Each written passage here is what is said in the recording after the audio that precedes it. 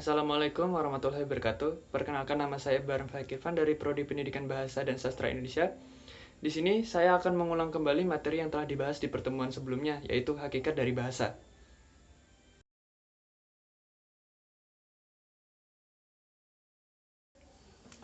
Yang pertama adalah pengertian dari bahasa. Mungkin secara umum kita sudah mengetahui bahwa bahasa adalah alat komunikasi atau kemampuan manusia untuk berkomunikasi dengan manusia yang lainnya. Tapi itu belum benar-benar menjelaskan mengenai bahasa itu sendiri.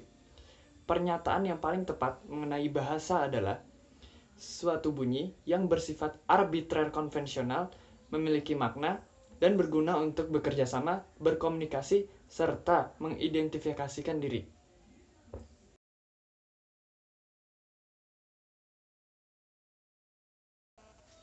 Berikutnya ciri-ciri mengenai bahasa. Ciri-ciri mengenai bahasa ada 10. Yang pertama adalah oral, atau artinya mulut. Mungkin dalam konteks ini dimaksudkan dengan vokal. Jadi, bahasa itu awal mulanya keluar dari mulut. Sedangkan tulisan atau isyarat hanya merupakan turunannya. Ciri-ciri yang kedua adalah bermakna. Jadi, sebuah bunyi tidak dapat digolongkan sebagai bahasa apabila dia tidak memiliki makna. Contohnya saja teriakan Tarsan. Kita tidak mengerti apa makna dari teriakan itu. Lain lagi dengan kita membicarakan soal cahaya. Kita mengerti betul apa itu cahaya. Ciri bahasa yang ketiga dan keempat yaitu arbitrer dan konvensional. Maksud dari arbitrer adalah bahasa itu bisa datang dari mana saja. Contohnya saja toke. Penyebutan toke itu datang dari suara toke itu sendiri. Kemudian ada ciri konvensional, yaitu diakui. Jadi, meskipun penyebutan toke tadi cuma berasal dari suara toke itu sendiri, tetapi tetap diakui oleh seluruh orang di Indonesia. Jadi, toke tetap merupakan bagian dari bahasa Indonesia. Ciri bahasa yang kelima adalah universal. Maksud universal di sini adalah seluruh bahasa di dunia itu memiliki kesamaan, yaitu memiliki vokal dan konsonan, dan mengerti kalimat tanya, kalimat berita, juga kalimat perintah.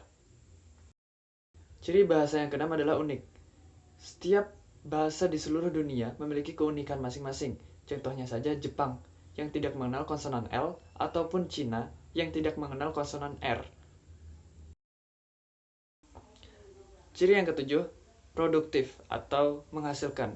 Maksudnya, dari susunan huruf vokal, susunan huruf konsonan tadi dapat mengolah berbagai kata dan berbagai kalimat. Kemudian ada ciri yang ke-8 yaitu bervariasi.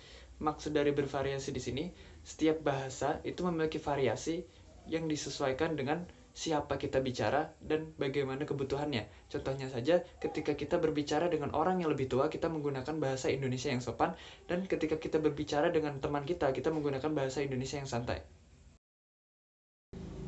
Ciri yang kesembilan adalah dinamis. Jadi, bahasa itu selalu berubah seiring berjalannya waktu. Contohnya saja, terdapat istilah baru yaitu luring dan daring. Kemudian ciri yang ke-10 adalah manusiawi. Jadi, bahasa hanya keluar dari manusia, sedangkan hewan yang mampu menirukan manusia, contohnya saja burung beo, mereka tidak benar-benar berbahasa karena mereka tidak mengerti apa yang mereka ucapkan. Mereka hanya meniru apa yang kita ucapkan.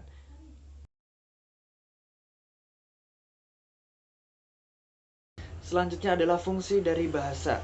Secara umum, fungsi bahasa adalah alat komunikasi, tetapi ada fungsi khusus dari bahasa itu sendiri. Berikut adalah fungsi khusus dari bahasa menurut Vinasiara. Fungsi yang pertama adalah personal. Jadi bahasa bisa digunakan untuk memperkenalkan diri atau berbicara sendiri.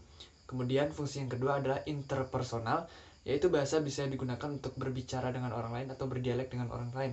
Kemudian ada fungsi yang ketiga yaitu direktif. Dengan bahasa kita bisa meminta orang untuk menuruti apa yang kita mau. Fungsi yang keempat adalah fungsi referensial.